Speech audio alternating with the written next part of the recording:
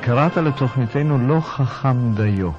אני היססתי בין לא חכם דיו לבין המנהיג שהצליח יותר מדי, אבל זה למעשה משתלב. ברגע מסוים המנהיג שהצליח יותר מדי הופך להיות לא חכם דיו. כלומר, והוא חוטא בחטא כלשהו שמביא לאובדנו או לאובדן המפעל. לאובדן המפעל 20 שנה אחרי מותו הכל מתמוטט. סימן שזה לא היה בנוי בצורה סולידית. ואיך נקרא לחטא בהכללה? תראה, זה החטא שרבים מן המדינאים נופלים בתוכו. זה פשוט מאוד ההיבריס, היווני הקדום, שיגעון הגדלות. היכולת למדוד בצורה רציונלית את מעשיו של המנהיג עצמו. ההצלחה הביאה עליו את מין מצב של חלום. הוא לא יכול היה להבחין במה שקורה מסביבו. האם הוא האמין שאיננו מסוגל לטעות יותר? הוא היה בטוח שהוא האיש היחידי שלא טעה, אינו טועה ולא יטעה לעולם. מה הייתה גרמניה לפני 175 שנה בשנת הולדתו של ביסמרק? ב-1815. זה היה דבר שאחד ההיסטוריונים הגרמנים קרא לזה מפלצת. גוף גדול ובלתי מגובש. קראו לה זאת הקונפדרציה הגרמנית. היא כללה 39 מדינות.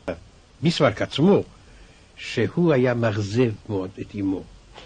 הוא לא היה תלמיד מבריק. האמת היא שלקחו מן האחוזה שלו, בן 7. הכניסו אותו בבית החרושת לבגרות, אפשר להגיד, בברלין. שם הוא נפגש עם ברלינאים הרבה יותר משכילים ממנו, שהיו כבר אז בעלי השכלה כללית והוא לא היה, אבל אמו לא נתנה לו מנוחה. היא הייתה מנהיגה אותו, מארגנת אותו. דוחקת בו ותולה בו תקוות ללא סוף. כן, הוא הרגיש ממש תחת טירן, תחת רודן, עד שהגיע לאוניברסיטה של גוטינגן. וכסטודנט? כן, נקרא בבקשה מברקין. היה מבריק יותר? קרא מברקין בבקשה. סטודנט מתחת לבינוני, כן. אשר בילה את רוב זמנו בשתייה עם חבריו. זה המנהג שזו לגרמנים במאה ה-19. מה הם שתו אז? בירה, גם היום. בחוג האריסטוקרטי שאותו קימו, הוא ברח מן האוניברסיטה ומצא עבודה כפקיד באדמיניסטרציה של ממלכת פרוסיה.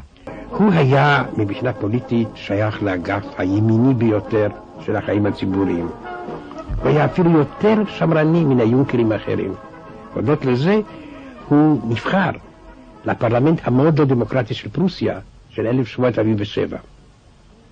ושם הוא הצטיין על התקפות ארסיות נגד הליברלים, נגד הליברליזם, ומה שמעניין, גם נגד היהודים.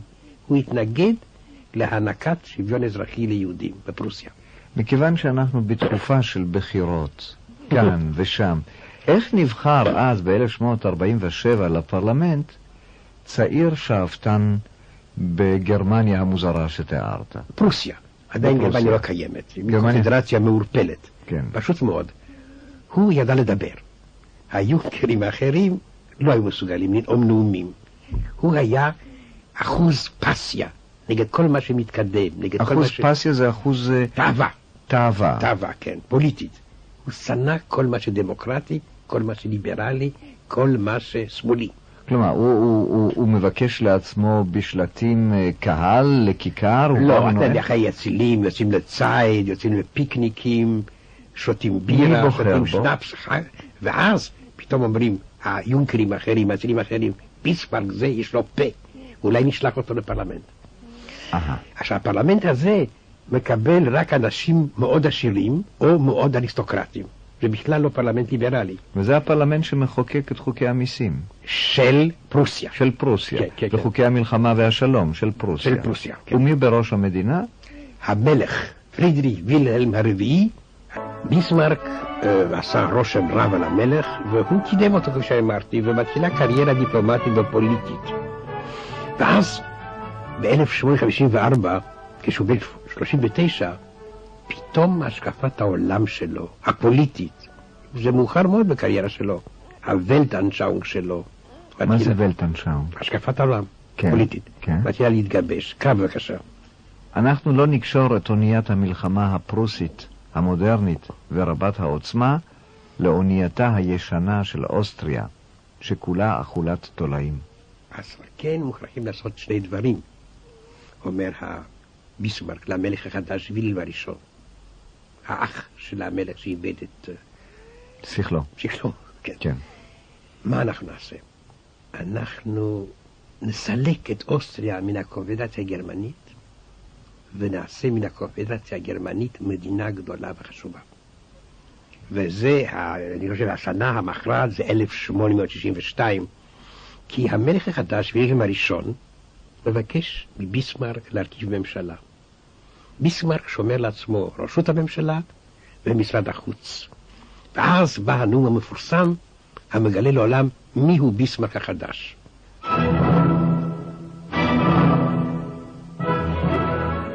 הבעיות הגדולות של היום לא תיפטרנה על ידי נאומים והצבעות רוב בפרלמנט, זו הייתה השגיאה הגדולה של מהפכת 1848, אלא על ידי ברזל ודם. אייזן ובלוט, וזאת היא הסיסמה שלו. ברזל ודם. ודם. נשק ומלחמה, זה ברור. ועכשיו הוא פשוט מכין את המלחמה נגד אוסטריה. כי אז הוא יהיה אדונה של גרמניה. נחזור לקנט ברקין בבקשה. לאחר שהצליח להשיג הבטחה שרוסיה לא תתערב, או כן. את זאת מן המזרח בכלל שכחנו, כן. כרת ברית עם איטליה פתאום. על מנת לתפוס את אוסטריה במלקחיים מן הצפון והדרום. ואז, ב9 ביוני 1866, פלש הצבא הפרוסי באזור הכיבוש האוסטרי בהולשטיין, בצפון גרמניה. בצפון גרמניה. שהצבא האוסטרי שם, והוא רחוק ממולדתו, הוא רחוק מווינה. הוא מנתק את הצבא הזה. כלומר, אוסטריה היא ללא צבא עכשיו, ללא עיקר הצבא. כן. ביסמרק גם הסית את הלאומנים ההונגרים נגד ממשלת אוסטריה. הוא פעל בכל האמצעים. אוסטריה יצאה בסופו של דבר למלחמה, ובכמה שבועות בלבד היא נוצחה בקרב מכריע אחד. בסדובה קוניגרץ, ב3 ביולי 1866.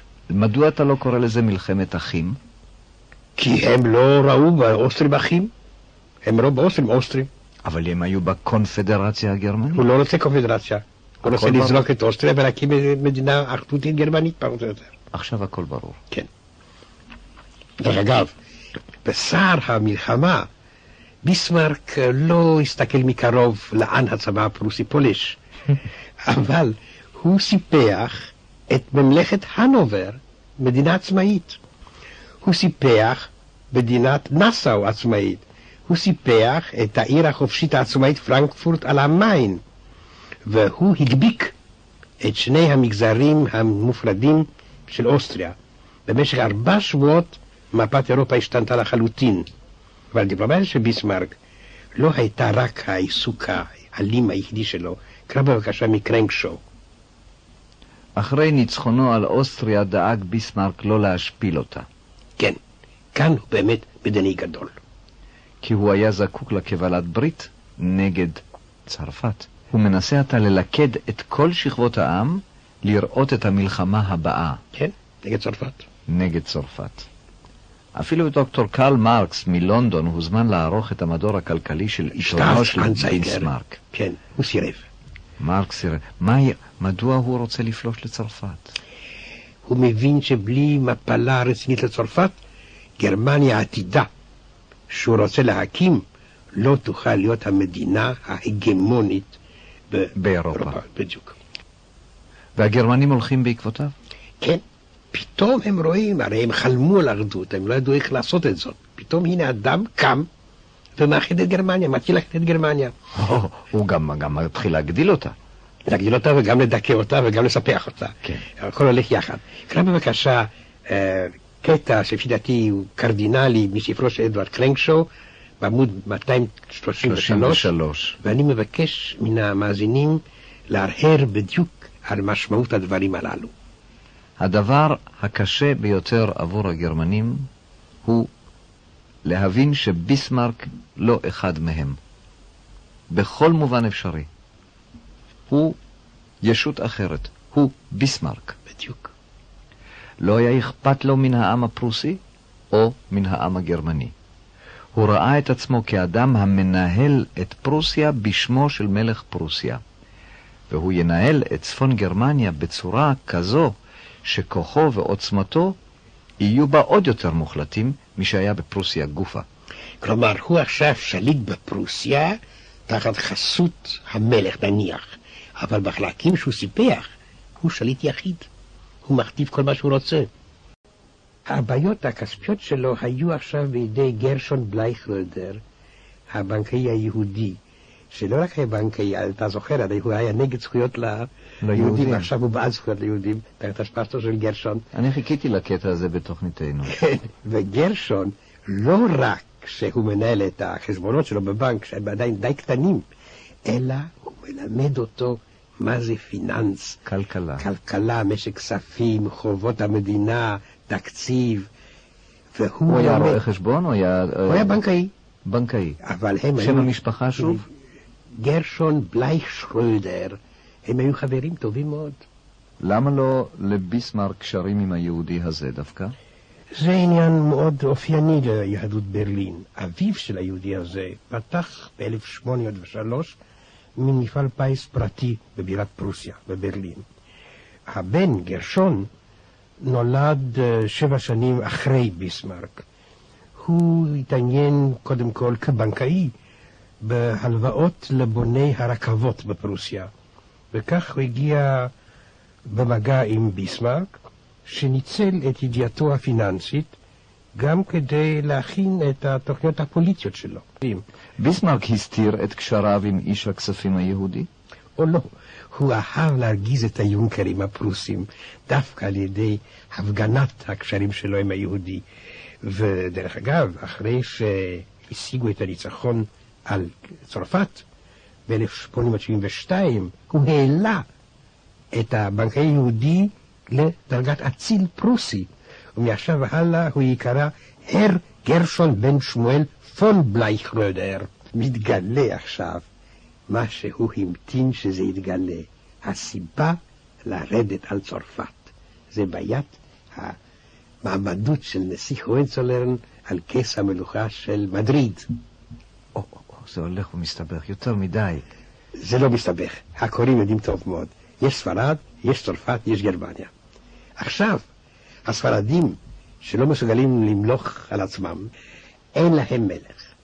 הם מחפשים מלך. הדיקטטור הספרדי... יצאו הספרדים לחפש להם מלך. כן, עם נר ביד. הם חיפשו באיטליה וחיפשו בפרוסיה, ומצאו נסיך גרמני מבית הואנצולרן, קרובו של מלך פרוסיה. כן. צרפת הודיעה שמלך גרמני במדריד לא בא בחשבון, כי אז היא תהיה בין לבין, יותר מדי גרמנים. כן.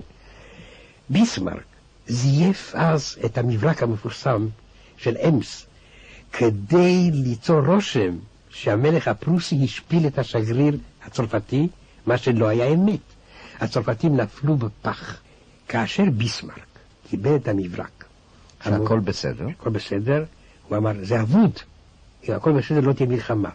הוא לקח את המברק והתחיל לסגנן אותו, ונתן למברק הזה אופי כל כך מעליב לגבי הצרפתים.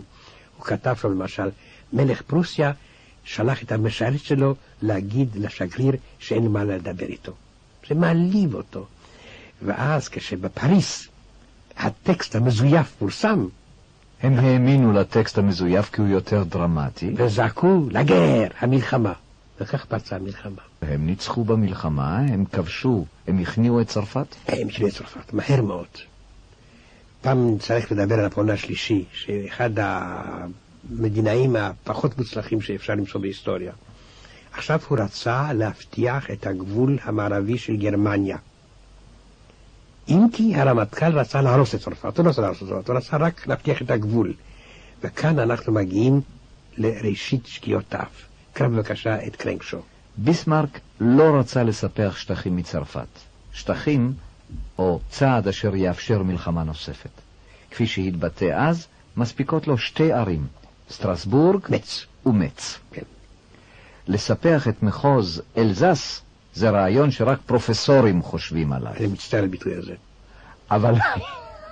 אבל הייתה המלצה כזו. כן, הייתה המלצה. הייתה המלצה כזו. שני פרופסורים דרך אגב. כן, אבל העיתונות הגרמנית הייתה במצב של היסטריה ממש. מסביבו נהג להגיד שאפשר לוותר אפילו על מצ. אשתו התערבה פתאום. אשתו הייתה בדרך כלל אשת שלום, היא אהבה שלום. אבל במלחמה הזאת באה ידיעה ששני הבנים נהרגו, שני הבנים של ביסמרק. זה לא היה נכון.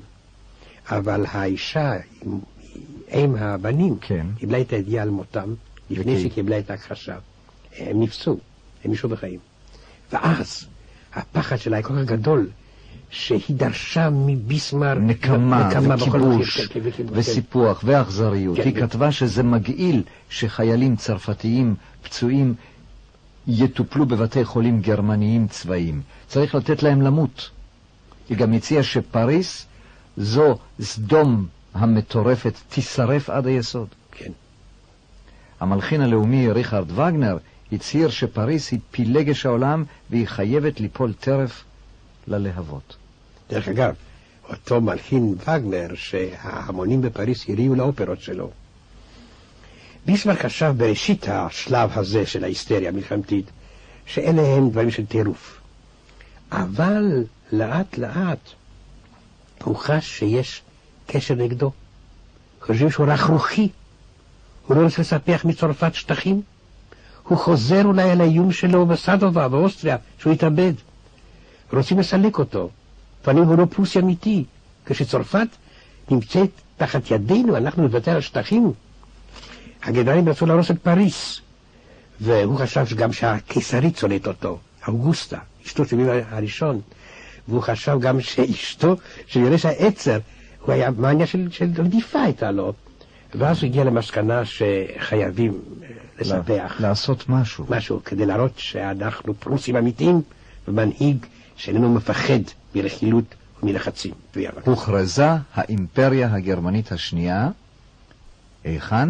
באולם המראות בוורסאי. העולם הגדול, היפה, המפואר, שהוקם בפקודת לואי 14, מלך שמש. כאשר צרפת עדיין לוחמת. כן. וילהלם הראשון הוכרז לא לקיסר גרמניה ולא לקיסר הגרמנים, אלא לקיסר גרמני. דויטשה קייזר. הוא כעס כל כך על ביסמרק שלא לחץ את ידו אחרי הטקס. הוא רצה להיות קיסר גרמניה. אבל ביסמרק אמר לו, יש לנו גם מלך בוואריה. מה ההבדל הסמנטי בין קיסר גרמני לקיסר גרמניה? זה חשוב מאוד. מפני שאם אתה קיסר גרמני, אתה אחד לא, אתה לא מבטל את ממלכת בוואריה, את ממלכת סקסוניה, את ממלכת וירטנברג, את דוכסות באדן. אתה מעל הכל, מין פירמידה פיאודלית. אבל אם אתה קיסר גרמניה, אז אתה רק... אתה מעל כולם. אתה השליט היחידי לו, אז חייבים לחסל את הממלכות הללו. וילהלם... מה שכאן הפריע מאוד, זה שצרפת לא נכנעה, היא עדיין לחמה. וכל העניין הזה היה די מסוכן. כי אולי תתערב מדינה אחרת. מי יודע? מי זו יכולה להיות? אוסטריה. או אנגליה? אוסטריה. אולי. ואז היורש העצר של פרוסיה, מי שיהיה הקיסר פרידריך השלישי, כתב ביומנו את חוש הייאוש שלו. הוא חש כאן משהו התקלקל. השלום הזה לא בר קיימא. קרא בבקשה. במידה והסכסוך יימשך, באותה מידה זה יהיה טוב לאויב הצרפתי ורע לנו. הוא פחד, היורש העצר. לגרמנים. כן. בעבר הסתכלו עלינו הגרמנים כעל קורבנות הרשע והרוע. של נפוליאון השלישי, שאומנם פלש כמה קילומטרים בתוך גרמניה. בתוך גרמניה. כן. אבל עתה רואים בנו מנצחים שחצנים אשר אינם מסתפקים בניצחון על האויב, אלא מבקשים להחריבו לחלוטין. זה אולי טיפש, היורש העצר. האויב שלנו, המפרפר בגסיסתו מצד אחד, ואנו, מנצחיו בצד השני, מביאים לתוצאה אחת. כל העולם מתחיל לשנוא את גרמניה. אותה גרמניה שפעם ראו בה אומה של פילוסופים והוגי דעות, אומה של משוררים ושל אומנים, אומה של אידיאליסטים ושל מתלהבים, עתה מסתכלים עלינו כעל אומה של כובשים ושל הורסים, אומה שאינה מכבדת הבטחות. כן. זאת אומרת, יורש העט של פרוסיה. אלה דברים מדהימים. כותב ביומנו, באותו ערב. דברים לא מדהימים, אבל נבואים. הוא איש צעיר? הוא איש צעיר, כן. וסיכום, צרפת חייבת לחתום את השלום ב-10 באוקטובר 1771, החוזה בפרנקפורט, היא משלמת 5 מיליארד פרנקים בצד מלחמה, והיא חייבת לוותר על אלזס ועל חלק של לורן. האם פה אנחנו ניטעים הזרעים של שתי המלחמות? של המלחמה הבאה, כן, ושל אולי גם מלחמה השנייה, כן. מפני שאת הכוח שעמד לביסמרק לא לספח שטחים מאוסטריה, לא עמד לו עכשיו לא לספח שטחים מצרפת. וצרפת לעולם לא תסכים לאבד את שתי המחוזות. קרא בבקשה מה שההיסטוריון השוויצרי הגדול בורקהרט כתב באותה שנה, 1871. כמה טועה האומה הגרמנית אם היא חושבת שתוכל להניח את הרובה בפינה ולהתפנות אל חיי שלום מאושרים. הגרמנים יצטרכו מיד לחדש את הכשרתם הצבאית, וזה יימשך עד שיבוא יום והם ישאלו את עצמם מה בכלל טעם חייהם. כי בקרוב יעלה מעל לאופק הצל של המלחמה הבאה, הפעם גם עם רוסיה. זו נבואה של ממש. זה מה שקרה כעבור 43 שנים. מלחמת העולם הראשונה. כן. וגרמנים צעירים שלחמו כטוראים במלחמה הזאת, ילחמו כקצינים, כקולונלים וגנרלים במלחמת העולם הראשונה. עכשיו כאן בבקשה, מה שיורש העצר פרידריך כתב ביומנו, ב-31 בדצמבר 1770, לפני שירד לחגיגת הסילבסטר בארמון ורסאי. ביסמרק עשה אותנו גדולים וחזקים, אבל הוא השאיר אותנו ללא ידידים. הוא גזל אותם מאיתנו. הוא גזל מאיתנו את אהדתו של העולם כולו. הוא גזל מאיתנו את מצפוננו.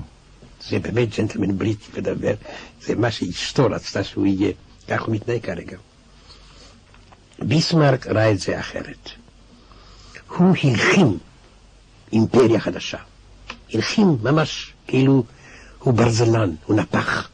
הוא לקח כל מיני מדינות קטנות, ארכאיות, מפגרות, ועשה מזה כוח עצום, הכוח הצבאי העיקרי ביבשת. עכשיו הוא יהיה שופט אירופה. אנשים משכילים יותר ישבו אותו עם יופיטר, אל האלים, מלך האולימפוס. והוא השתגע, לא בדיוק, אבל הוא התלהב מעצמו, במידה כזאת, שהוא איבד את שיפוטו. הוא דיבר, אני מואר על ידי הזוהר של מיליון כידונים. אנחנו קרובים לסוף המאה ה-19. כן. וכאן כותב ברקין, ביסמרק החליט למשול בעזרת הליברלים הלאומיים. כן, עכשיו גרמניה היא תהיה יותר דמוקרטית מפרוסיה. אז זו תפנית. זו תפנית בהשקפת עולמו המדיני. אבל יש גם תפנית בעמדת הליברלים הלאומיים. הם הופכים יותר לאומנים ופחות ליברלים, כדי לשתף פעולה עם ביסמרק. והוא לא חשב שבתוך הרייכסטאג, כלומר הפרלמנט הגרמני, במקום שהפרלמנט יישאר לנצח, אסיר תודה לו על דברים הגדולים שהוא עשה. עכשיו מפלגות ועכשיו אופוזיציה ועיתונות עוינת. כמובן. כן. וכאן בבקשה עכשיו ברקנקשר, זה מאוד מעניין. וזאת הוא לא צפה. לא. ברקין כותב כן, בבקשה. שביסמרק לא ציפה לכך שמפלגות אופוזיציוניות תופענה. אם מישהו ביקר אותו, הוא הגדיר אותו בו במקום. רייכספיינד. מה זה? אויב האימפריה. אויב האימפריה. כן. הוא לא יכול לסבול אופוזיציה. הוא אומר, כולם בוגדים. אלה זינפרטר, כולם בוגדים. הם האחברושים של גרמניה. אמר ביסמרק על הסוציאל דמוקרטים. יש לחסל אותם כפי שמחסלים אחברושים. הם מהווים צבא של אויבים אשר כל מטרתם שוד, ביזה ורצח. אומרים שהסגנון של ביסמרק כלפי האופוזיציה סיפק להיטלר את הסגנון שלו. באף מדינה ראש ממשלה לא מדבר על אופוזיציה לגלית, המיוצגת בפרלמנט. במונחים כאלה. אחברושים, בנדיטים, שודדים. הוא מתיר את דמם. והוא מת ב-1898. 20 שנה אחרי מותו התמוטטה הקיסרות השנייה. גם באשמת ביסמרק. מדוע? מפני שהוא אהב בעיקר את עצמו. מפני שהוא נתן לחיילים, לקצינים, לגנרלים, תפקיד יותר מדי גדול. מפני שהוא הקים דת של כוחניות. מפני שהוא אמר לגרמנים שרק על ידי דם וברזל אפשר לפתור את כל הבעיות. וכל מה שהוא השאיר היה מאוד קל להיטלר לשכלל. ועל כן ההתמוטטות